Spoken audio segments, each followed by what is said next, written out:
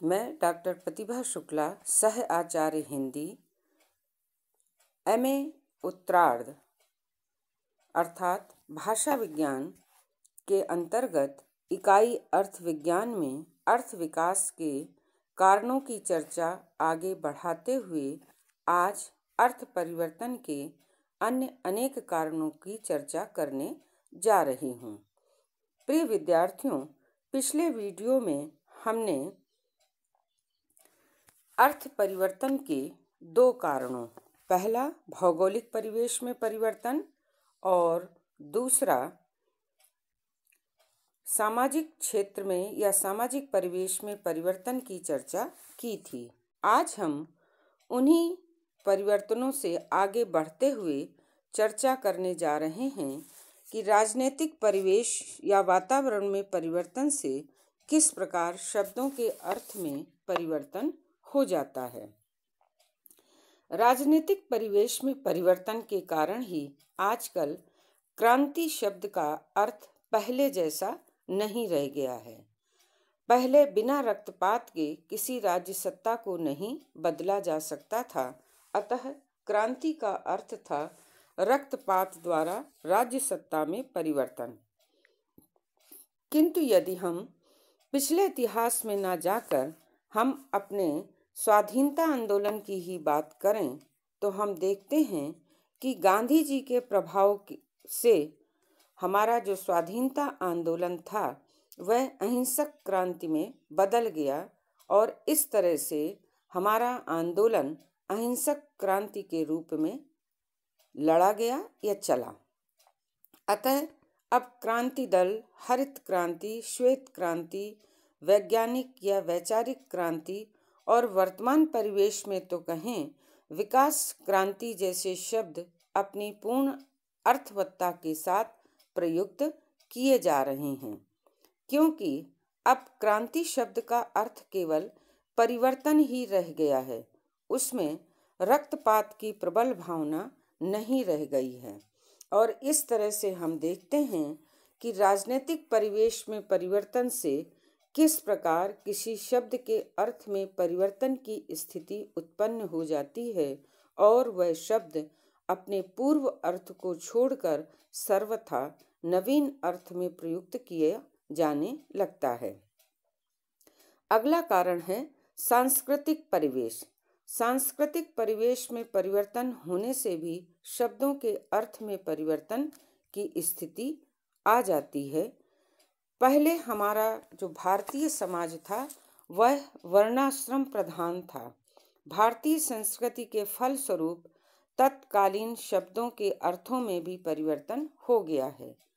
पहले हमारा समाज 4 वर्गों ब्राह्मण, क्षत्रिय, वैश्य और शूद्र में बटे हुए थे, किंतु आज ब्राह्मण, क्षत्रिय, वैश्य और शूद्र अपने पुरातन अर्थ को अभिव्यक्त नहीं करते। आज ज्ञान के बिना भी व्यक्ति ब्राह्मण हो गया है। क्षति से रक्षा न करने वाला भी क्षत्रिय कहलाता है। इसी भांति चारों आश्रमों की व्यवस्था के अनुकूल आचरण करने वाले व्यक्तियों को ब्रह्मचारी आदि कहा जाता था। आजकल आश्रम व्यवस्था न रहने से ब्रह्मचारी केवल विवाह न करने वाले का अर्थ देता है। इसी तरह गृहस्थ या गृहस्थी शब्द विवाह कर लेने वाले व्यक्ति के लिए प्रयुक्त किया जाता है। वन में न रहने पर भी वानप्रस्थी हो जाना आजकल संभव है तथा मोह माया का त्याग किए बिना भी केवल गेरुए रंग के वस्त्र धारण करने से व्यक्ति सन्यासी कहलाने लगता है। पहले आश्रम रहने का स्थान होता था, अब बाद में विष्णु आश्रम, कृष्ण बोधा आश्रम या राम आश्रम जैसे व्यक्तियों के भी नाम से आश्रम जाने लगे हैं। और इस तरह से हमारे सांस्कृतिक परिवेश में परिवर्तन ने जहाँ वर्ण व्यवस्था, आश्रम व्यवस्था आदि को बदलकर सर्वथा नवीन अर्थ को ग्रहण कर लिया है। भाषा के शब्दों में परिवर्तन का अगला कारण है धार्मिक परिवेश में परिवर्तन। धार्मिक वातावरण के बदलने से भी शब्दों के अर्थों में परिवर्तन हो जाता है। उदाहरण के लिए प्राचीन काल में यज्ञ करना, कराना, वेद पाठ करना, श्राद्ध करना आदि धार्मिक कार्यों को करने के कारण याज्ञिक, अग्निहोत्री, वेद पाठी, द्विवेदी, चतुर्वेदी, त्रिपाठी, यजमान आदि संज्ञा शब्द उन उन विशेष कर्मों को करने वालों के लिए प्रचलित था। आजकल अग्निहोत्री, द्विवेदी आदि संज्ञाएं केवल कुल नाम बनकर रह गई हैं या वे नामों के आगे लगकर उनके कुल का ज्ञान कराती हैं। अग्निहोत्री का अर्थ आजकल अग्निहोत्र अर्थात यज्ञ करने वाला नहीं है, अपितु अग्निहोत्री के वंश में उत्पन्न होने वाला हो गया है। आजकल यजमान का अर्थ दक्षिणा देने वाला या संकल्प का अर्थ है चुल्लू में पानी लेना है। दक्षिणा आजकल किसी भी दिशा में स्थित होकर किसी भी रूप में, मुद्रा के रूप में, वस्त्र के रूप में दी जा सकती है, जबकि दक्षिणा पहले अपने अर्थ में थी कि प्रदक्षिणा करके दक्षिण दिशा की ओर बैठकर ही याज्ञिक को यजमान द्वारा दिया हुआ दान ही दक्षिणा कहा जा सकता था। धर्म के क्षेत्र में आज प्रदर्शन की भावना का भी बहुत अधिक प्रचार है। अतः पहले जहाँ केवल एक व्यक्ति द्वारा ही ईश्वर का नाम लेना कीर्तन कहलाता था, वहाँ आज मंडली बनाकर बहुत बड़ी सभा को इकट्ठा करके सामूहिक रूप से ईश्वर का नाम लेना ही कीर्तन हो गया है। अर्थात कीर्तन शब्द में जहाँ किसी एक व्यक्ति की उपस्थिति ही पर्याप्त होती थी कि वह स्वयं ही नाम लेता था और स्वयं ही उस नाम का बार बार पुनरावृत्ति करके ईश्वर का कीर्तन करता था, अब वह कीर्तन शब्द अपना मूल अर्थ को छोड़ चुका है। इसी प्रकार बिना श्रद्धा के भी ब्राह्मण को भोजन कराने मात्र से आजकल श्राद्ध हो जाता है और इस तरह से धार्मिक परिवेश के परिवर्तन से भी शब्दों के अर्थ में परिवर्तन होता है। अगले कारण के रूप में हम ले रहे हैं भौतिक साधनों में परिवर्तन।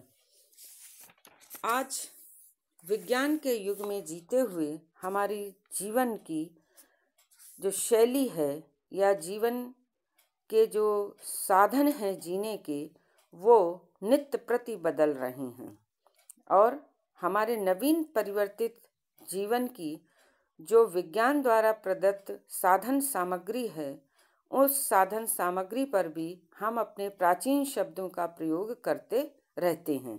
परिणाम स्वरूप शब्द के अर्थ में परिवर्तन हो जाता है। उदाहरण के लिए पहले पत्र शब्द से तात्पर्य था वृक्ष के पत्ते पर लिखा हुआ समाचार, किंतु आजकल तो कागज पर लिखे हुए समाचार को ही पत्र कहते हैं। और तो और हम जो उसमें SMS के द्वारा, शॉर्ट मैसेज के द्वारा जो समाचार भेजते हैं वो ही पत्र कहलाने लगा है। इसी प्रकार पेन का अर्थ था पक्षी के पंख से बना हुआ लिखने का साधन, बाद में लोहे का और प्लास्टिक का लिखने का साधन भी पेन कहलाता है।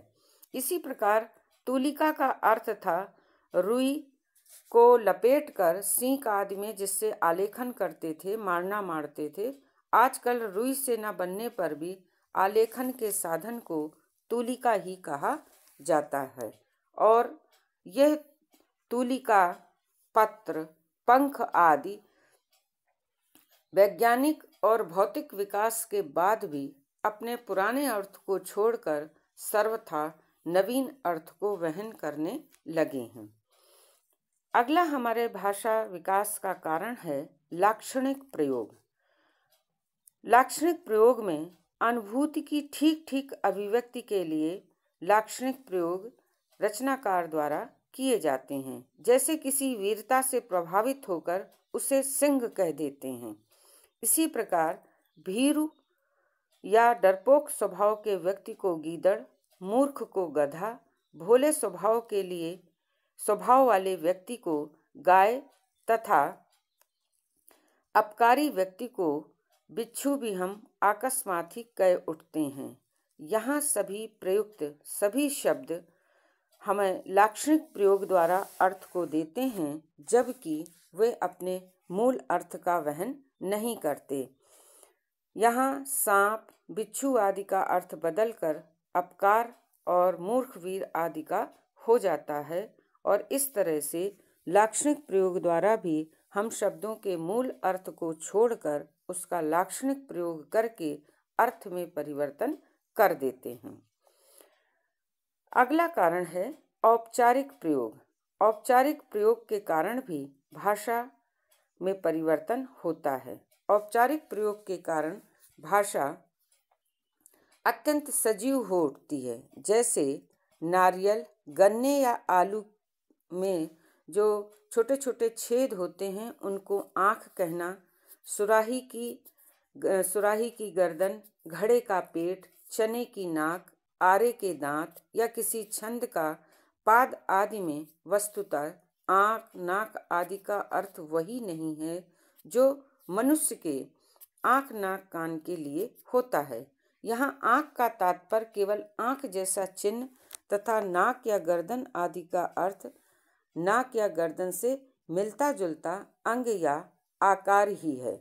और इस तरह से हम औपचारिक प्रयोग से भी भाषा के अर्थ में थोड़ा बहुत परिवर्तन करते हैं। अगला कारण है अलंकारिक प्रयोग। अलंकारिक प्रयोगों में भी शब्दों का अर्थ बदल जाता है। कालिदास के बाले तब मुखाम्बोजे कथ मिंदी वरदयम या जयशंकर प्रसाद के मुख कमल समीप सजे थे दो किसले दल पुरैन के आदि वाक्यों में कालिदास ने नेत्रों को जहाँ दो इंदिवर अर्थात नील कमल तथा प्रसाद जी ने कानों को दो किसले दल पुरैन के कहा है, स्पष्ट है कि यहाँ उपर्युक्त सभी शब्दों के अर्थों में परिवर्तन हो गया है। इसी प्रकार रूपक, वक्रोक्ति आदि अलंकारों से भी अर्थों में परिवर्तन हो जाता है। अगला कारण है कहावतों तथा मुहावरों में प्रयुक्त शब्द। भाषा में प्रयुक्त कहावतों तथा मुहावरों में भी शब्दों के अर्थों में परिवर्तन हो जाता है। उदाहरण के लिए 4 दिन की चांदनी फिर अंधेरी रात में 4 का अर्थ है 4 संख्या नहीं अपितु थोड़ा समय। चांदनी का अर्थ है सुख, अंधेरी रात का अर्थ है दुख। इसी प्रकार दूसरी लोकोक्ति है जो तो को कांटा बुवे ताई बोई तू फूल में। कांटा का अर्थ है दुख और फूल का अर्थ है सुख। इस प्रकार कहावतों में शब्द किसी एक अर्थ में रूढ़ हो जाते हैं जो कि उसका मूल अर्थ नहीं होता। मुहावरों में भी आँख खोलना, आँख मूंदना, आँख लगना आदि का अर्थ क्रमशः जन्म लेना, मर जाना, नींद ना आना होता है। यहाँ भी शब्दों के अर्थों में परिवर्तन हो गया है। तो प्रिय विद्यार्थियों, इस प्रकार हमने देखा कि अर्थ विकास के अन्यान्य कारण हैं। अब हम अगले वीडियो में शेष बचे हुए कारणों का अध्ययन करेंगे।